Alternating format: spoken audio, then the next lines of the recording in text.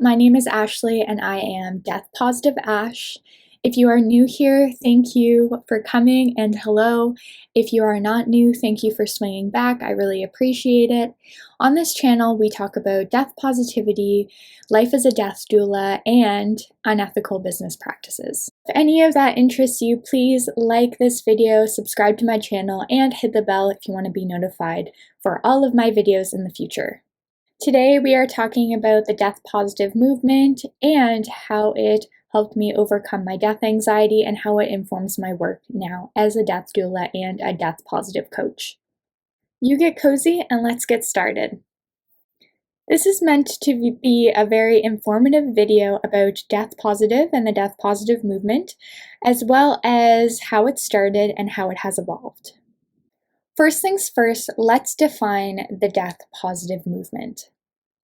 Our good friend Wikipedia says that it is a social and philosophical movement to promote open conversation about death, dying, and corpses. Wikipedia also states that death positivity was made popular by Doughty, a mortician and author. You may know her as Ask a Mortician on YouTube. I would be remiss if I didn't talk about Doughty and her contributions to the death positive movement. There is so much rich death positivity in human history, though we've sadly been separated from something so human. Caitlin's work in educating the public about death positivity has made it popular and has made death and dying an open and honest conversation in a place where people can share their experiences. Now that we know where the death positive movement came from, why is this movement so important? In a 2019 Healthline article, they cite a Chapman University study that states 56.4% of Americans are afraid or very afraid of a loved one dying. The article also says that our cultural mindset has been to avoid the subject of death and dying completely. In my specific experience, this is how I grew up, and this is what brought me to the death positive movement, because I grew up in a family and in a culture that did not talk about death and dying openly, and so it was considered a taboo. I think it's important now to talk about the tenets of the death positive movement. These will be linked down below in the description box with all of my other resources. First tenet states that by hiding death and dying behind closed doors, we are doing more harm than good in our society. When thinking about death and dying, it is such a human experience and something that we will all go through. So keeping it behind closed doors makes it so we cannot share our experiences, what we've learned, and our fears, and so on and so forth. So in my belief, I think that we should be able to talk openly and honestly about death and dying, about our wishes, and about our fears. The second tenet states that the culture of silence around death and dying should be broken through gatherings, art, open discussion, innovation, and scholarship. I believe to break the culture of death phobia and silence around death, we do need to bring our own individual flair to speaking about death and dying. So if that means death positive art, death cafes and discussions, as well as learning about death and dying and many different cultures. Another point I want to bring up is death positivity is not new. So in your given culture, it is most likely that there has been a time where the community death care has been very much a part of society in your culture. So bringing that up and remembering where community death care comes from is really important in the death positive movement. The third tenet states that contemplating our own inevitable death is not morbid, but displays a natural curiosity of the human condition.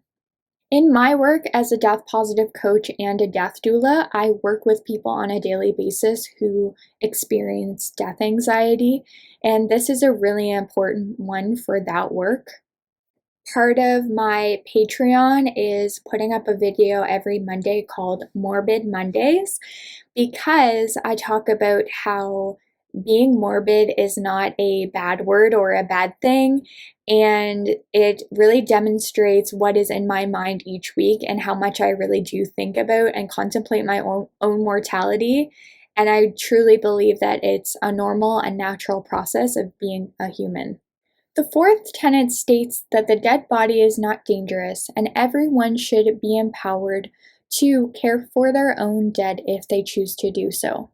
Because after death care is not a part of the services that I provide, I would be really interested to know if any morticians or funeral directors have any direct experience with families caring for their own dead. And yeah, please leave a comment down below with any experience that you have. I would be really interested to know. I personally want to get more comfortable with this aspect of death positivity because I have never been around a dead body before. It is something completely new to me, but something that I do want to learn more about.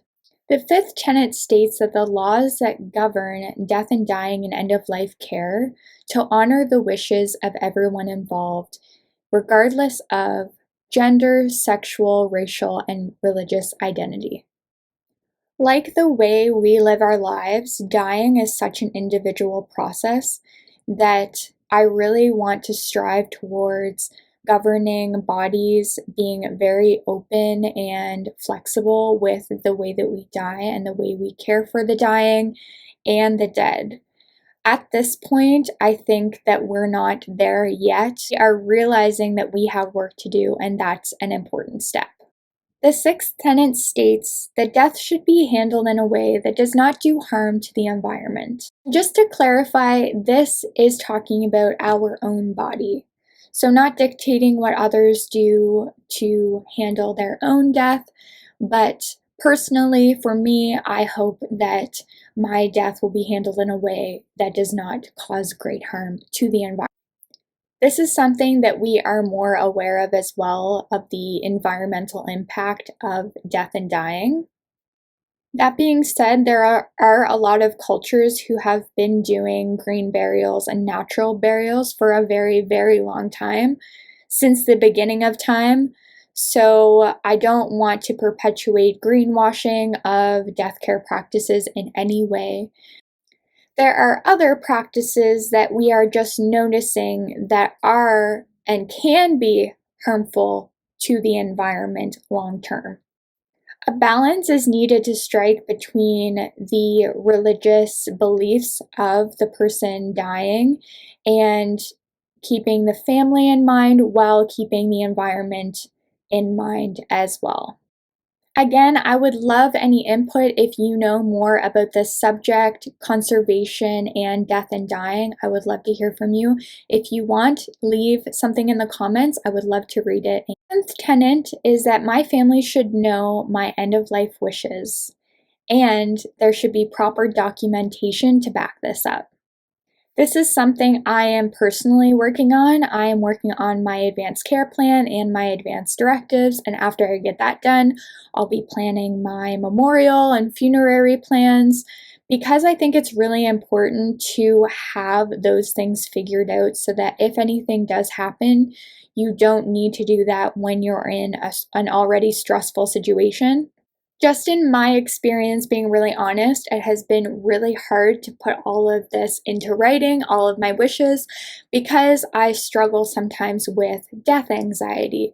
But I have noticed how it is so powerful to know how you want your end-of-life process to be, because it informs how you want your life to be. Eighth and final tenet states that my honest and open advocacy can make a difference and can change culture.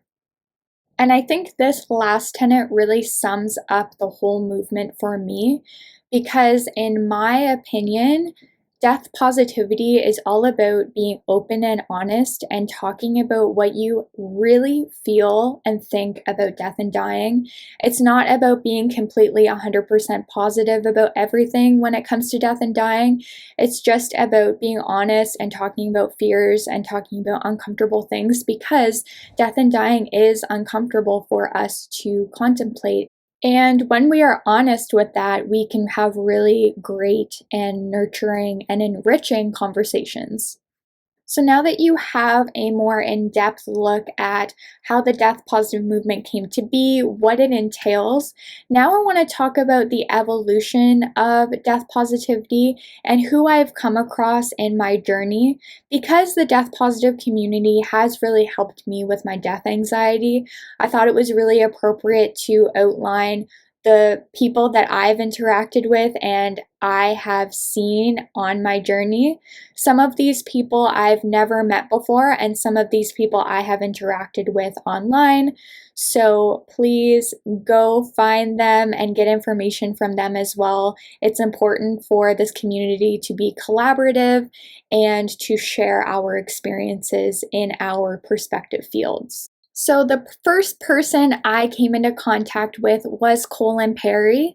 I listened to a podcast called Ologies, and Colin Perry was on this podcast. She is one of my teachers, so she has a school called the School of American Thanatology, and I will have the website linked below.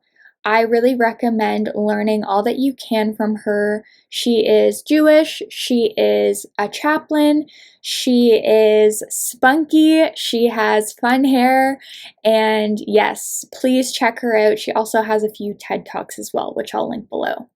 After I finished my first death doula training, I was introduced to Megan Carmichael and Amber Carvaly, and they are the facilitators of Death Care Connect, which is a website where you can find all of the death care workers that have collaborated and created this community where we can all kind of be in the same place.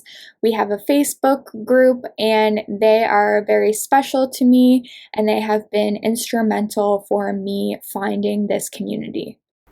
Amber is a mortician who does online funerary memorials now with new narratives. And she's also vegan. Check out her YouTube channel, Mortician in the Kitchen. I love it. I am also vegan, and she has been so instrumental again to being a part of this community and learning more about death positivity. Every time I talk to Megan, she says, look, I do a lot of things. So I'd suggest just going to her website. I'll have it linked below, and I'll also have a picture of her beautiful website here. She is amazing, she's thoughtful, and she's hilarious. A few people that I have not had the pleasure of meeting, but I have learned a lot from them through social media and videos and stuff like that. One of them is Alua Arthur with Going with Grace.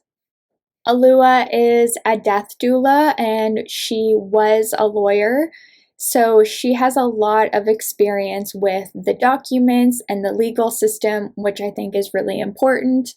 And one of the videos that I came across when I was doing my death doula training was one with her talking about how you can't get pregnant from talking about sex, so you're not going to die by talking about death. And I think that is so true, and that's been something that has stuck with me. You know how they say every therapist should have their own therapist? Well, I think the same is true for death doulas. Meet Chelsea Peddle. She is my death doula, and she lives in the same area as me, and I learn a lot from her, and I have been blown away by her willingness to be open and to teach other death doulas. The death positive movement has become a way for different kinds of people to be involved in the death and dying process and to support families and their communities. Let me know in the comments who you have learned from and who you have seen in the death positive movement. I would love to know more, and even if you yourself are a death positive content creator, a death worker, or a death care worker, I would love to hear from you and love to hear more about your experience. Okay, that is all I have for you today. Please let me know what you learned, if there's anything that I could add to the next video, if you have any suggestions on what kind of video you would like in the future, please let me know in the comments. If you enjoyed this video, please be sure to like, subscribe, and hit the bell to be notified every time I post a video. And remember to stay morbid and stay curious. Bye! A great big thank you to Will A, Gabriella F, and Aaliyah M for being my lovely Patreons. Thank you so much.